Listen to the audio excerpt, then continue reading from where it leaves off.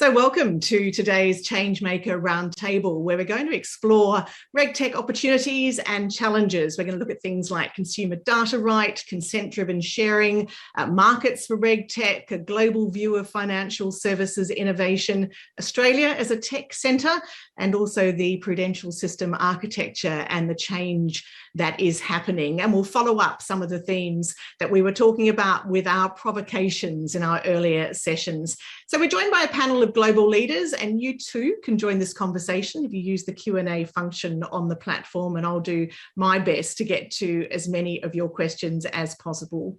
So to introduce our panel, and again, a reminder that their full bios are on the platform, so I'll just introduce them briefly. We've got Lisa Schutz, who is the founder and CEO of Verifier, a consumer-driven data sharing platform for financial services. She also sits on the Consumer Data Right, Energy and Banking Committee. We have Drew Propson, who's Head of Technology and Innovation in Financial Services at the World Economic Forum. She leads a portfolio of initiatives focused on advancing innovation while maintaining financial system stability. Kate Pounder is the CEO of the Technology Council of Australia, the peak body for Australia's tech sector, and prior to her current role, which is a pretty new one, she was a consultant for the private sector and also spent 15 years working in technology policy roles. Andrew Lowe, Andrew, you are our sole male today, so special welcome to you. Andrew was appointed the National Chairman of the Australia-British Chamber of Commerce in November 2020. He's also Chairman of the Australian Finance and Technology Centre Advisory Group and a Director at the Europe-Australia Business Council. And Renee Roberts is the Executive Director of Policy and Advice at the Australian Prudential Regulation Authority. Her previous experience includes several senior roles in large banks, such as the Bank of New Zealand and the National Australia Bank. So an enormous welcome to all of our panel. Lisa, if I can start with you, and a very big picture question. What's the global role of RegTech, and broadly, where do you see the opportunities and challenges? Well, that is a big picture question, so grade A question. The reason, as a founding director of the RegTech Association and a CEO and founder of a RegTech, I guess I'm doing it because personally I think it's about delivering what society expects at scale, no more or less. And I think we've seen enough of what losing trust at scale feels like, and I guess everyone in the RegTech space is about making sure that we get trust back. So I think it's table stakes in a way for civil society. I think also from a Verifier point of view, we talk about being human-centric, digital first.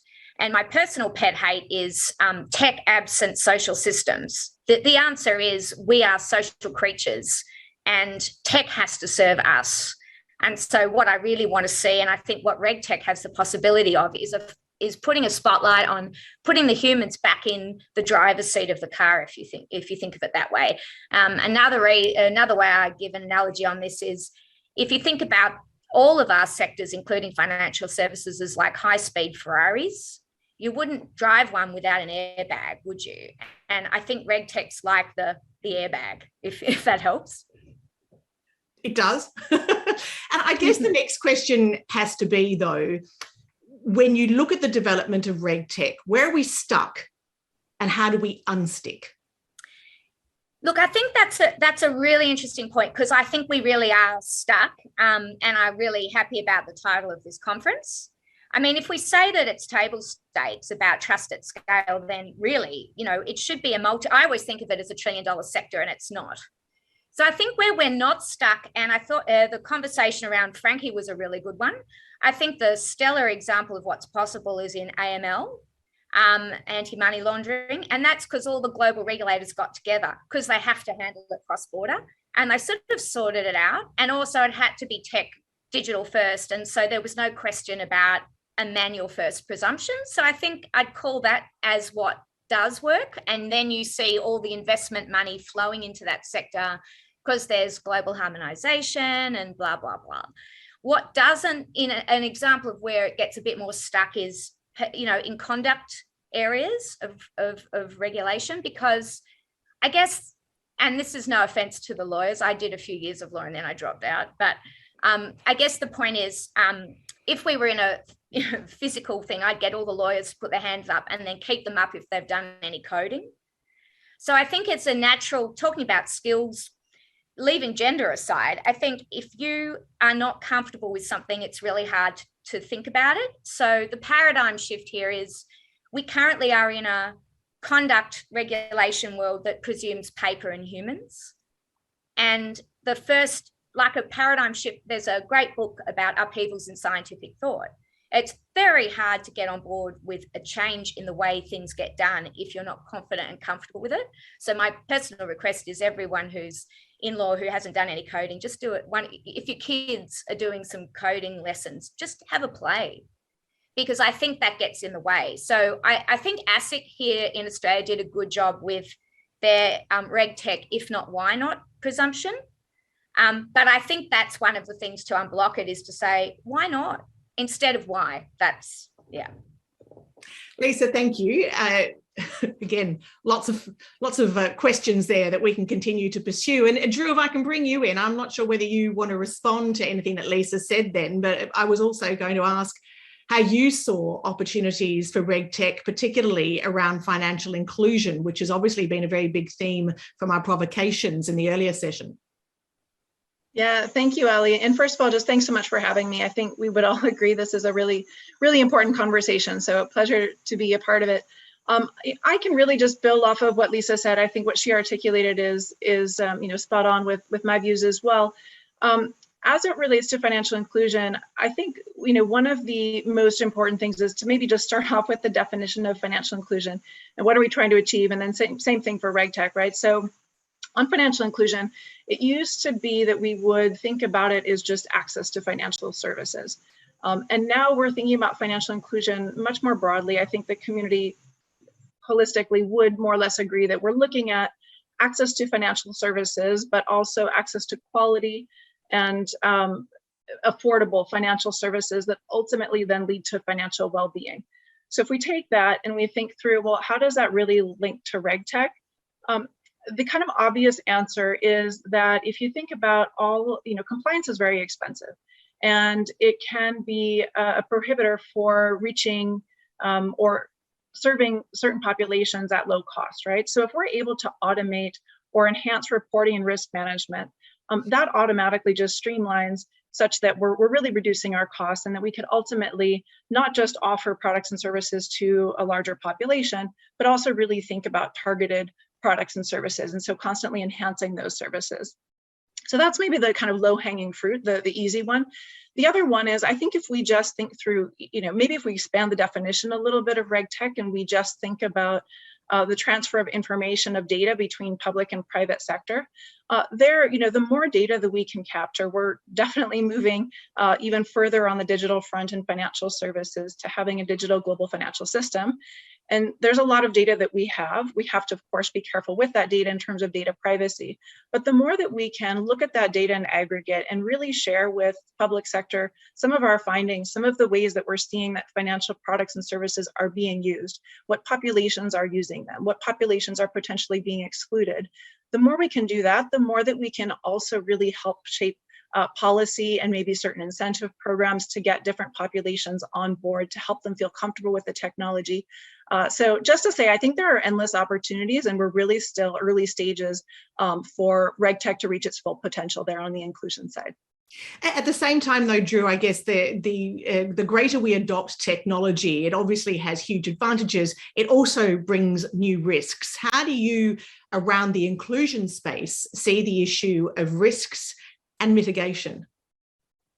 Yeah, absolutely. So I think anytime we're introducing new innovation, and we have seen this extreme acceleration of technologies in financial services, and inherently when you have innovation, you also are going to need some checks and balances to keep that innovation, to a point where we're not really having some sort of instability of the global financial system. So on that, I think if we think of some of these kind of core risks that we're seeing surface, tech-driven risks that are surfacing, maybe one of the ones that is, I believe, top of mind for everybody, but even more so in recent months, is cybersecurity. So thinking through, if we're going towards a very digital global financial system, but we also have more attack surface for cyber and potential risks there, and we are seeing cyber risk increase, of course, and it will continue to increase. But we've also seen, as was mentioned earlier, some great collaboration in terms of incident response, incident sharing, and that can be something that is really enabled by technology as well. And maybe one other item I'll mention on the risk side and how tech can also help with mitigation is just thinking through, we are just so heavily interconnected these days. So if you even just think about our dependence on cloud and having really a concentration of just a few core cloud providers, what happens then if you have an outage with one of these key infrastructure players? What does that mean for the financial system as a whole, or how does that risk get transferred? And there, one of the great things about technology too is that at the very least, we can in real time be able to detect and report some of these outages, which can really help then to mitigate some of the impact of them. I guess that the bottom line would have to be, wouldn't it, that we go back to what Kathy Foley said in the previous session, but public trust is absolutely essential. Absolutely. Yeah, agree completely. Kate Panda, if I can bring you in here, as I said, the Tech Council, it's pretty new, and I know that you've got 3 very clear goals, including making Australia the best place to start and scale a company. I wanted to ask you how big a challenge that is going to be. What are the strengths of the tech sector in this country, and what are the policy issues? It's a great question. The strengths of the tech sector, I think we often don't appreciate our own strengths, to be honest, in Australia. So we've actually just done some work with McKinsey to look at where we punch above our weight.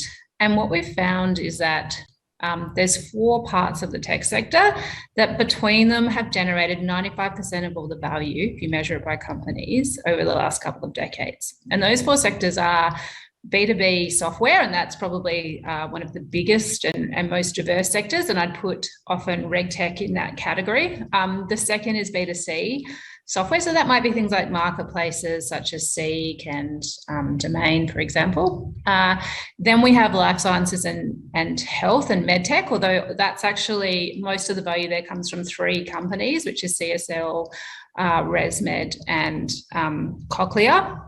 And then the 4th one, and probably the fastest growing one at the moment, is fintech, which is probably the newest of those segments. Now that sounds a bit different to the kind of growth centres or the version of what we're good at in tech that you'd often hear in Australia, which has tended to focus more in areas like manufacturing. But actually those software-dominated sectors are the ones in the last couple of decades where we've been producing the most successful companies, and certainly the most successful global and exporting companies. In terms of, so I believe, particularly where we're focusing on those areas or those adjacent sectors, or focusing on areas where software combines with a strong strength in Australia. So those broader diversified fintech areas, education tech, we're seeing lots of really exciting companies and models come out in that space. Mining tech is a really fast growing sector. We have something like 8% of the world's startups in mining tech coming out of Australia. We only produce about 1.7% of startups globally. So they're the areas where we see our real strengths now and going forward. But in terms of the opportunities and challenges, probably the number one that I would put on the table is jobs and skills. And I say opportunity first because one of our other goals is to have 1 million people working in tech-related jobs by 2025 and 1.2 million by 2030. That is a huge opportunity for Australia because these jobs in tech are often high paid, they're amongst the most secure in the economy, they are amongst the most flexible in the economy. When we look at them from an equity perspective, we see that they have half the gender pay gap of other high-paying jobs. We also see that they have a really low pay gap between people who study in vocational courses and tertiary courses, only 2 percentage points. That's usually 18 percentage points for other high-paying industries. So there's lots of things to get excited about with these tech jobs. The challenge is we just simply do not have enough people to fill them. And I think that isn't simply a challenge of wasted potential. It's also a broader economic and security challenge because often those those gaps are coming in areas, Lisa mentioned the anti-money laundering and some of the regulatory opportunities associated with DeFi. We've just done some work showing we already have skill shortages, even though that's a new and emerging area. We look at cybersecurity. That's one of the areas where analysis we undertook during the pandemic showed it was a type of job that is experiencing the highest vacancy rates in the economy, and yet it's so instrumental to our security as well as our economy. So, Kate, would you, I suppose, two things, would you agree with Lisa that really part of it is that just not enough people are, for want of a better word, savvy? We all should all try and code, try and better understand these jobs. And the second question is, do we really need to do more to bring in some of those skills from offshore? They're both really pertinent, good questions. I think that we as an industry, together with government, have to do a much better job of telling Australians about these opportunities. And that starts from when people are in school. It includes, through their training, and then also into reskilling. We estimate we need another 280,000 people to join tech sector jobs by 2025. 140,000 of them, though, will come from reskilling and transitions, because that's actually the main way people enter the tech sector now. I think the second thing we need to do is really help people understand the variety of jobs. So there's a lot of jobs in the sector which aren't purely technical roles. So coding is good and important, as is, data science and statistical analysis, but we also have skill shortages for designers. We have, I think, product manager is such an important job for anyone producing software, and it's really a hybrid job that's got both commercial and technical skills. There's also plenty of jobs in legal and regulatory affairs, in HR and sales and marketing. So I think not kind of fooling ourselves into some of the stereotypes about the jobs, or the stereotype of the person who looks like they belong in the job, is actually important to helping more Australians understand the opportunity and believe that it could be for them as well. And on your point on migration, that will be a part of it. If we calculate that 280,000 people we think we need, we're estimating, as I said, 140,000 actually come from reskilling and transitions. We think about another 70,000 need to come from the training sector. So that's people entering the workforce for the first time. And then we need another 70,000 from migration. And the key with migration is actually, it's often getting experienced people and skilled people. So particularly if you've got Australian companies, say, building global software companies, they need often someone who's worked in a global role, building a global product, always had 10 years in experience. And because we're still at a relatively young industry, there's only a fixed pool of people like that in Australia. So migration is often really key for that group of people. And the more people like that you bring in through migration, actually the more people you can hire in their first job and through reskilling, because those people need coaching. So it actually kind of unlocks that opportunity for other Australians as well. Andrew, let me, this is not the question I was going to put to you, but I do want to ask off the back of Kate, if migration is going to be so important, how attractive a place as a tech centre is Australia? Yeah, well, that's again a big question. So on one hand, clearly for quality of life, pool of talent, all those sorts of things, Australia rates very highly. Traditionally, in the work that we did with the AFTCAG, the Financial Finance Technology Centre Advisory Group, the biggest things that came up on the negative side were typically related to tax and visas. And there has been some work done, particularly around employee share schemes, that has been helpful. But that does remain an issue, and the free trade agreements, particularly with the UK, are helpful. So the one of the biggest things that has come out of that will come out of the free trade agreement with the UK is improved mobility. So now under 35s will be able to stay up to 3 years in the other country. And I think that's going to be quite a game changer in sectors like technology, where it just facilitates that two-way flow of people. So let's look at those free trade agreements, because we heard earlier about how digital trade or tech trade is very much part of the Singapore free trade agreement that we have, part of the UK trade agreement. What about Europe? I know that we are negotiating a free trade agreement with Europe. How important is digital trade going to be to that? Yeah, so we've been negotiating with Europe for for a long time now. It's been six or Very 7 long time, years. yes. So as people in the UK constantly remind us, they managed to sort of do it start to finish. That obviously in itself has given Europe a bit of a push, and putting aside some of the issues around submarines that slowed things down for 6 months. There is quite a strong impetus now developing to try to get that European free trade agreement done. Perhaps by the end of this year, but certainly in more that type of time frame. Realistically, though, Ali, I don't think you're going to see the same mobility provisions with Europe. And on the tech side, the European Commission and the European Banking Authority are very focused on developing RegTech, and both of them have put papers out in the last year about how they can encourage that, including by getting greater harmonisation between the various countries in the EU, because obviously one of the biggest issues is you've got all these separate markets, and to the extent that they're not joined up and having the same rules, that makes it quite difficult for someone that's exporting RegTech into those markets. So they are focused on it, but at the same time, they've also got concerns around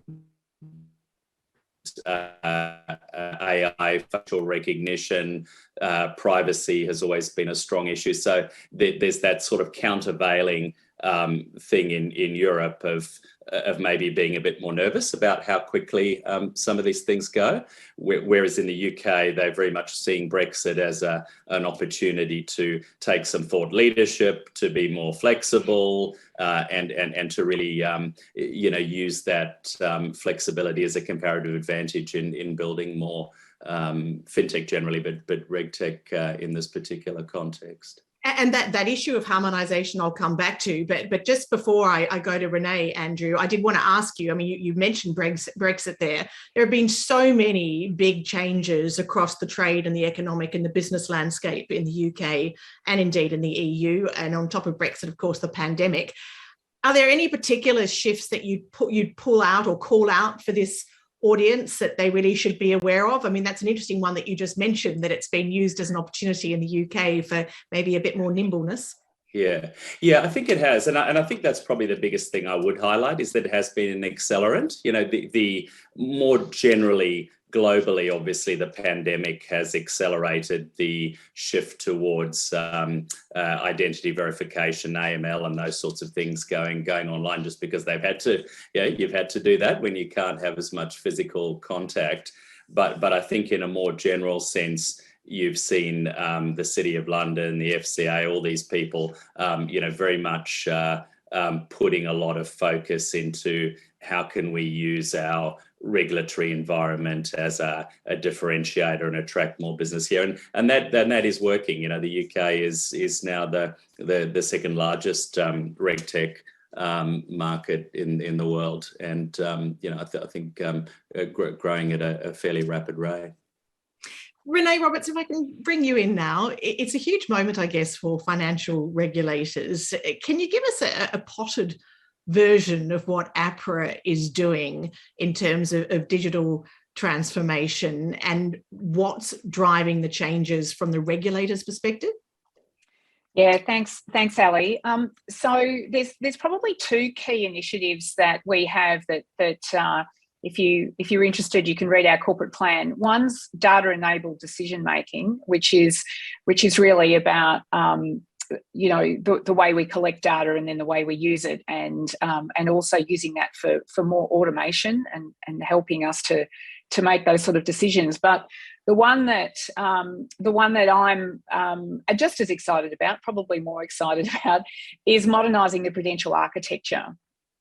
And I guess it stems a little bit from my time in the private sector, and just having a look at all of the rules that were coming out, or all of the standards, and just how hard it was to keep up with it, work out how to comply with them, looking at the extent of obligations registers and control frameworks and all of those things that risk professionals have to contend with, and that it was getting harder and harder.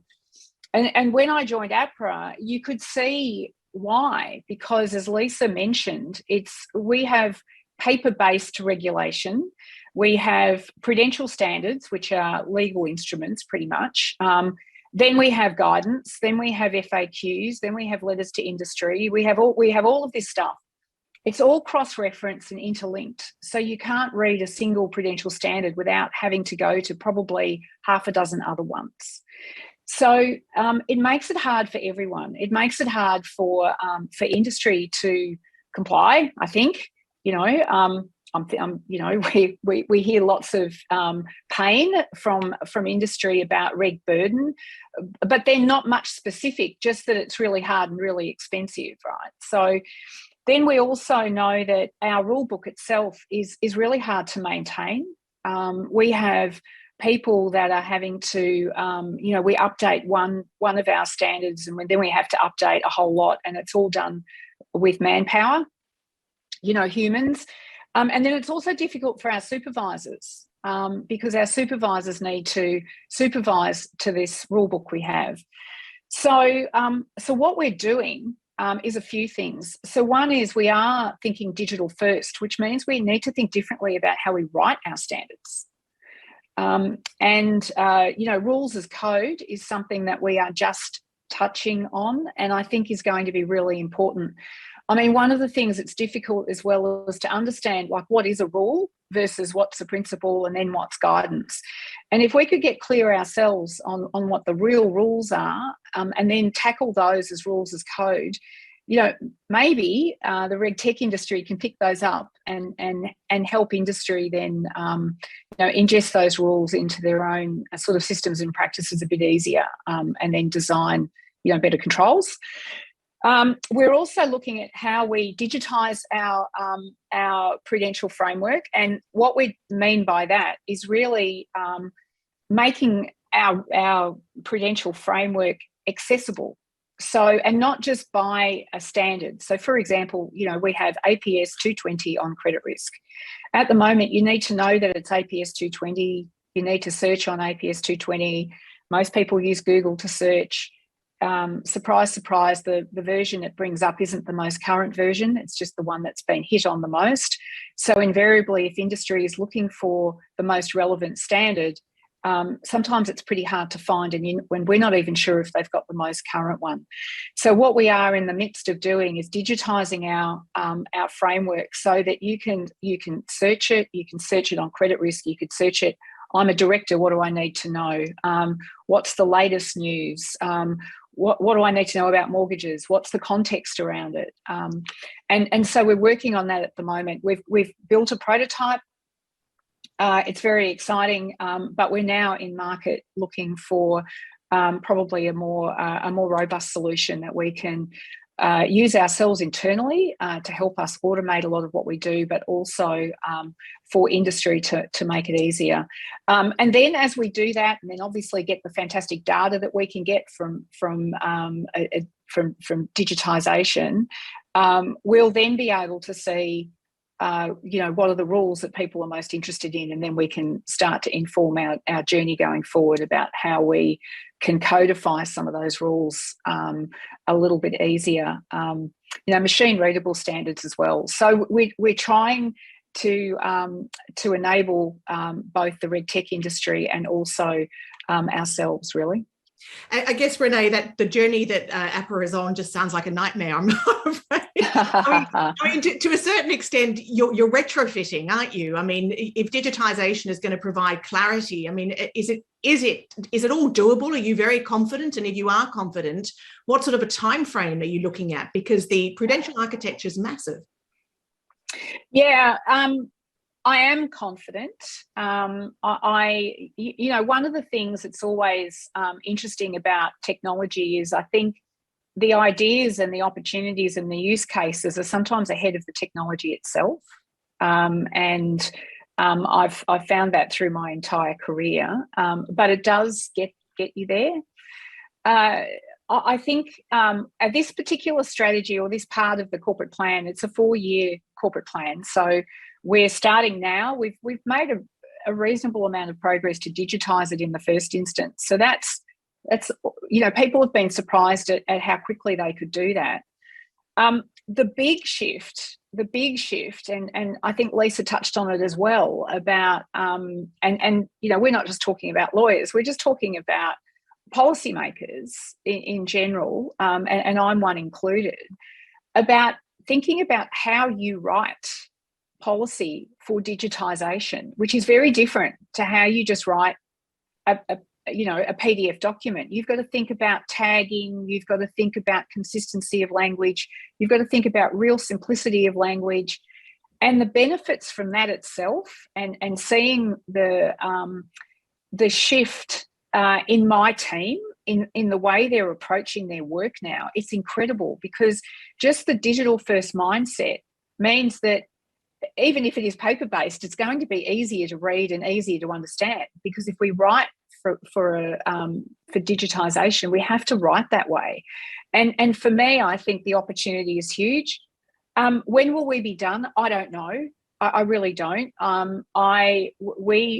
We really need to start and keep going. That's sort of my adage, and work out what's the next best thing to do. So we could be going a while. I don't know, but we've probably never ending. Started. Well, it could be. But the thing is all of the other regulators, all of the other prudential regulators around the world are doing something similar. Like, since we thought we came up with this brilliant, unique idea, we found that everyone's doing it, or at least everyone's thinking about how to do it. And so the conversations just globally have been great. The PRA in the UK has put out a discussion paper. We'll be putting out a discussion paper as well later in the year, and we invite everyone to contribute to that, to help us on our journey, because we see the RegTech sector as well as just industry itself absolutely vital to us being able to do this.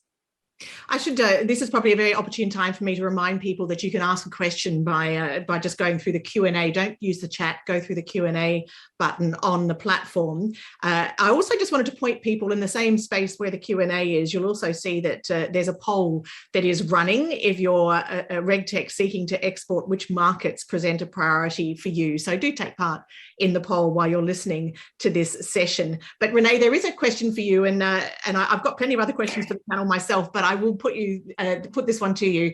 Can you please ask Renee about the APRA-ASIC relationship? Are there difficulties in data sharing or coordination? And if so, how are you addressing them? Yeah, thank you. No, I wouldn't say there's difficulties in the relationship at all.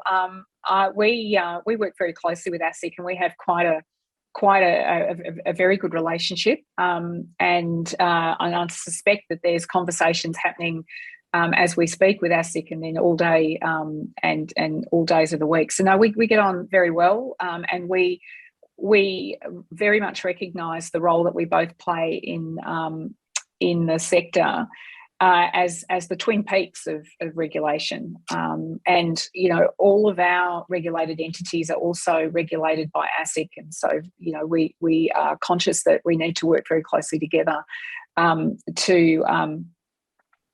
to get the right outcomes for everyone. In actual fact, the data sharing specifically, how easy is that? Yeah, the data sharing itself isn't that easy. There are certain things that we're able to share, and certain things that are a bit trickier. Probably the best example that we've been working on together is around the new FAR legislation. And whilst it hasn't been passed yet, we have been working very closely behind the scenes, and data sharing for FAR has been something that we've been working on very closely and have made really good progress. So, I'm not the expert on the ins and outs of the FSCOTA Act and what can go across and what can't, but where it is necessary to share data, if we have to, I think we can make it happen. Lisa, can I come back to you here and just shift tack for a tick? The consumer data right, just a question very specifically about the extent to which that is going to be a game changer. So I think absolutely, and Verifier, we've been very involved from the start. We're one of the data recipients, and I sit on that advisory committee, and I guess what I would say is, yeah, it is a game changer. I think it's absolutely core to Australia's ambition to be a leading digital nation at whatever pace we can get there. I think it's absolutely critical, but it actually, to Andrew's earlier point, I would put my actual money on Europe and Australia actually on this. I have a deep respect for what Europe's doing here. And I think Australia's leading in terms of the ambition of an economy-wide ability for the data subject to move their data around. And that's what my company does. That's what we do, because we think that the answer is more data sharing, but with respect to the rights and the needs. So you can have more data sharing. It can power all this great tech, but it can be done in a non-creepy way. And that's what it's all about.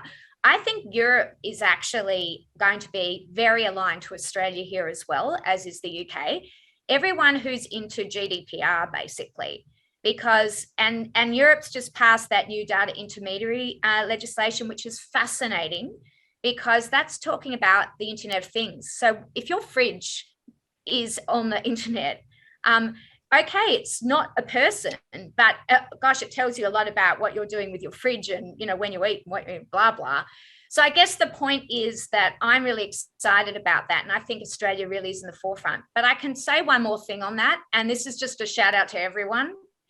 I think that if you watch the journey of CDR, the very quick temptation, Renee, you've just been nailing this point about how to do this, and it requires that self-reflection from a policy point of view.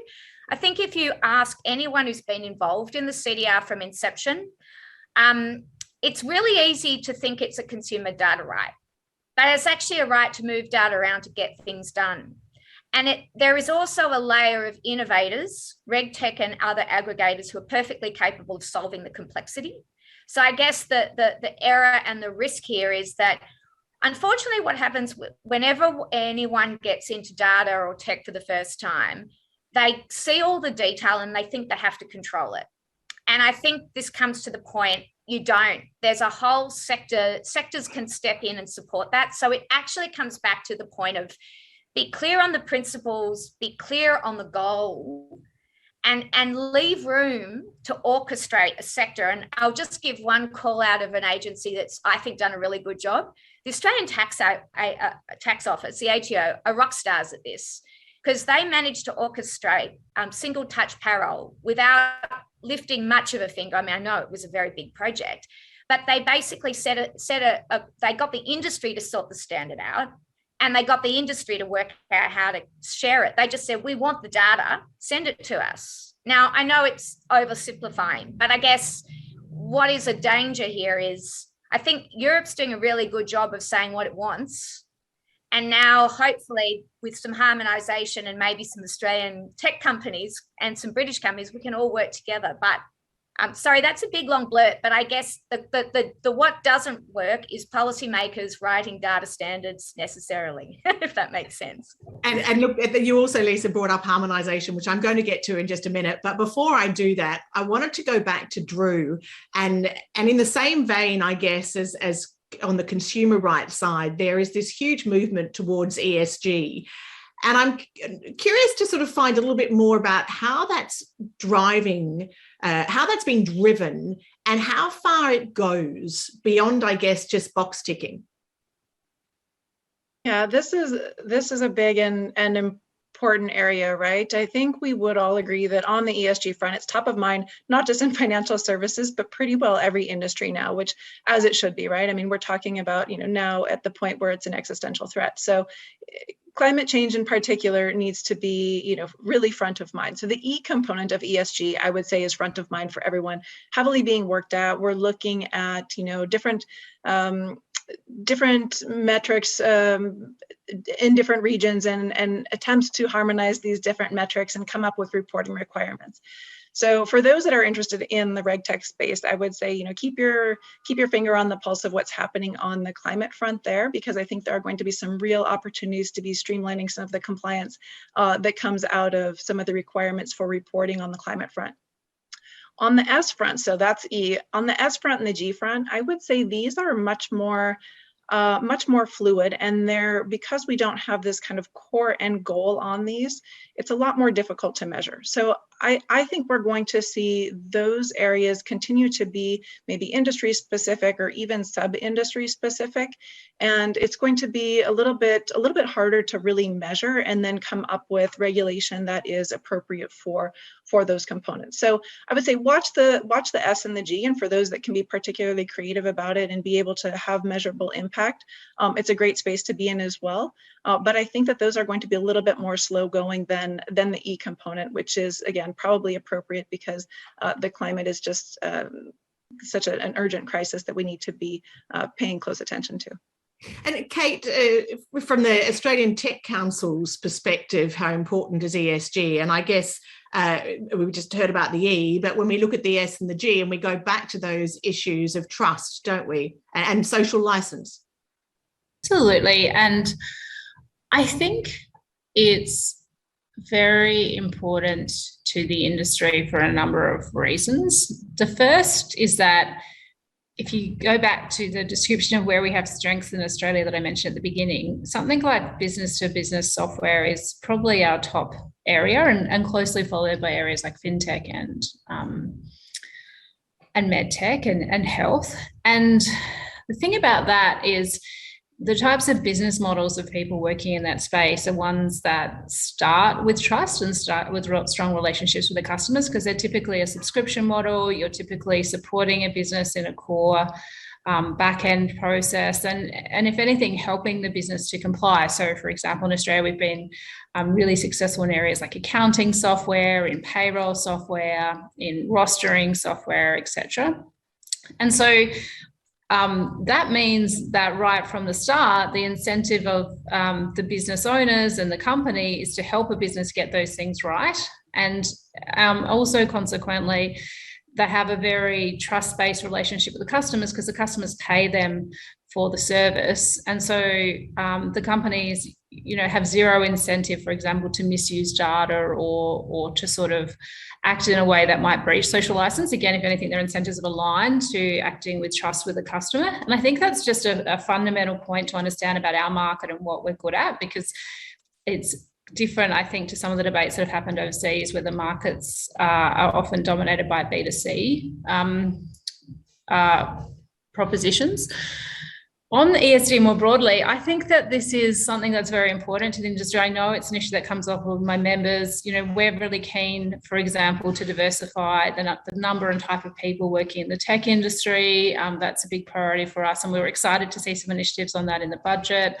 I think on sustainability in particular, just to pick up on that, we see as well that there's some big opportunities. So I mentioned that McKinsey work looking at where Australia has areas of strength, and energy tech and environmental tech more broadly should absolutely be areas where we can lead the world, because we have really strong research strengths here, and we have some sort of natural advantages, particularly in areas like renewable energy generation. What we're not seeing, to be honest, in those areas is that we're not producing companies at scale yet. So we're actually winning more than our global share of VC capital in areas like energy tech, and we produce a higher proportion of the world's startups, but we're not yet sort of converting those companies into global exporting companies. So I think, that's one of the next big opportunities for us as a nation. And I also think things like, critical minerals, I think in areas like data infrastructure and storage, because we have a big land mass and we have some advantages in producing renewable energy. There's ways we can think about,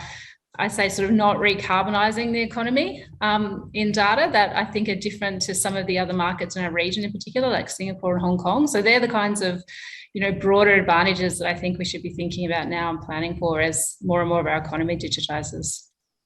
I just encourage the audience again to ask a question. And Renee, I've got a question for you, but there's also, I'll call this a cheeky question. It's actually a little bit more of an ad than anything else, but it does have an important point. Essentially the question, where the Aussie RegTech, whose digital twin technology transforms the Word and PDF standards, guidance notes, regulations, rule books into digital web format, and then cross-references them. This ticks many of the problem boxes you just outlined. You'll be very interested. When can we meet? So Renee, the serious question is, I guess, how do people engage? So seriously, probably just through LinkedIn. If you do have a solution to our problem, that would be great, because we are at the moment testing a lot of things. We're doing a lot of testing and learning and looking at that. So I have people in my team who would be very, very keen to talk to you. So just send me a LinkedIn. I did notice that someone's already done that. So that's good. Probably, from a more strategic perspective, I just get involved when we release that discussion paper. I mean, we'll let the association know, and so we can see if we can get as many responses to that and as we can. So we're early on this journey, so there's still plenty of time. Okay. Just another question here, which I'll put to you, Renee, because it is around government positioning, and I guess there's some uniformity of government positioning across the various bodies. The speech by Elizabeth at DFAT, this is the earlier in our earlier segment, is at odds with the position of the chief scientist. The chief scientist called for more rules to combat misinformation and greater privacy protections. DFAT want greater transparency, less censorship, and fewer privacy protections so that data can flow more freely. So what exactly is the federal government's position? Renee, is it just a matter of a sliding scale, or? Yeah, look, I'm not in a position to answer that. I mean, I can sort of speak for APRA, but not really for the federal government. So, where we're fitting in really, I think, is with the government's better regulation agenda. So anything that we can do to work with industry, improve financial stability, as well as reducing reg burden, I think is where we're playing in, and transparency is really, really important. But boundaries are also important, and so but specifically in regard to that particular question, Ali, I can't respond to that one. Well, let me put the issue of harmonisation to you, because Elizabeth Bow's provocation, which was all around the lack of international standards harmonisation and what we should be focusing on. So Renee, from your point of view, given the importance of harmonisation of standards, Andrew also mentioned it, what are the mechanisms that you've got at APRA to play in the global regulatory system and to collaborate in that global system? Yeah, well, it doesn't matter which industry you look at. So whether it's banking, I mean, obviously, we work very closely with the Basel Committee. In insurance, it's sort of IOPS, or that might be the pension system. Sorry, and then in insurance, it's the same. So we play a very strong role in a lot of those global regulatory associations, and there's lots of things that we are working together with them on. So, for example, with Basel, crypto asset regulation, particularly where crypto assets are held by banks, is something that is going on at the moment, and it's likely that will be harmonised across the banking sector when the rules are sort of come out, and then they'll take some time. So we do that just as a matter of course, and that's very, very important to us. And we sign up to a lot of those global standard setting bodies. Just more, I'd say casually, but it's more than that. I mean, working with seeing what the PRA is doing, and they're doing some great stuff. And I think, Andrew, you touched on it in terms of the innovation that we're seeing in the UK off the back of Brexit. The PRA, the Prudential Regulatory Authority in the UK, is they have to rewrite their rule book, because they used to rely on the EU's rules for the financial sector, and now they've got their own rulemaking power, so they have to write their own rules. So now they're thinking about how they're going to write their own rules. And so we're watching what they're doing very, very closely. And a lot of, they've picked up some things from us, because we have rulemaking powers they didn't have, so they've now got that. So, we're doing a lot of sharing there. We connect with, obviously, the RBNZ in New Zealand. We work very closely with to make sure that Trans-Tasman is as harmonised as possible, whilst maintaining the safety and security of industries on both sides. MAS in Singapore, the Hong Kong regulator we're close to. So there's lots of ways we do that. There are very, every jurisdiction has nuances, and so harmonisation, I always think it's probably 80-20 as opposed to 100%. That's sort of, and if we can get there, that would be good. Let's ask, Andrew. Just on that, I think there is this constructive tension maybe between harmonisation and experimentation, and recognising that each jurisdiction is different. Also, that it's helpful for people to try things and see what works. But I think where this, I was going to call it a triangle, really, with Europe, the UK, and Australia, but probably New Zealand. I don't know where New Zealand and Singapore sit in that. But I think that as we see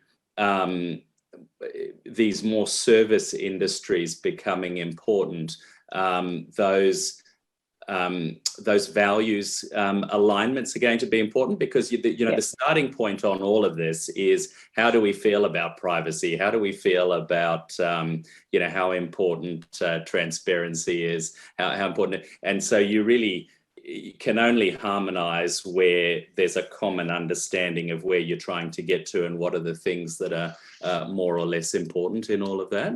And I think Lisa sort of alluded to that as well. Yeah, in fact, Lisa, I mean, it's much easier for tech, isn't it, when everyone gets together and collaborates? Actually, it's a good point, and I think harmonisation is the point. It has to follow the social system sun in a way, and so to the point, if your values are different in a social sense, they're never going to align. But I just guess I'd do my final shout out for the innovators, and you don't have to solve a lot of this stuff as long as the direction's clear. I think that is probably the fatal mistake that is people are working very hard not to make, which is you don't have to tell the innovators what to do, you just have to tell them what you want. Just like an interior decorator. I'm guessing it's not quite that simple. And we only have about 4 minutes left, and so I just wanted to finish by going through our panel and asking each of you what you think is the key to accelerating the adoption of RegTech. And that might be something that the RegTech Association can take on board. It might just be something more generally for everyone to think about and to ponder. Kate, can I ask you first? Of course. Can I say two things? I'm going to be cheeky. I think the first one is government reforms, particularly around administrative law and practice. So I'm nerdily excited by the opportunity for digital document execution, but also because that unlocks so many other digital transactions, and it also saves a lot of money and is more convenient for consumers and small business.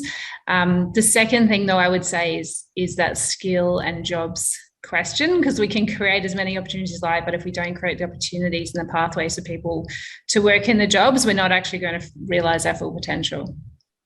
Drew, what about you? Well, I'm going to copy Kate and take the opportunity to highlight two quick ones as well here.